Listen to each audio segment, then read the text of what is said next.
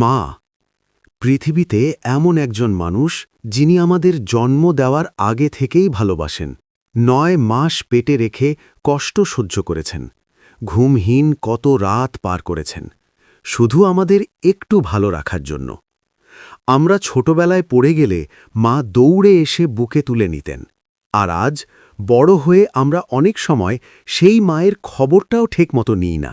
মায়ের প্রতি সন্তানের সবচেয়ে বড় দায়িত্ব শুধু টাকা দেওয়া নয়, মায়ের পাশে থাকা, তার খোঁজ নেওয়া, তার মুখে হাসি ফোটানো।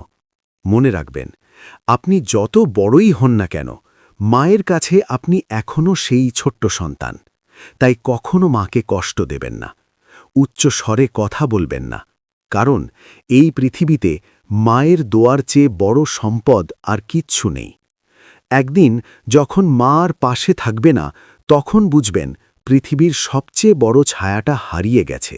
তাই আজই মায়ের কাছে গিয়ে বলুন, মা, তোমাকে অনেক ভালোবাসি।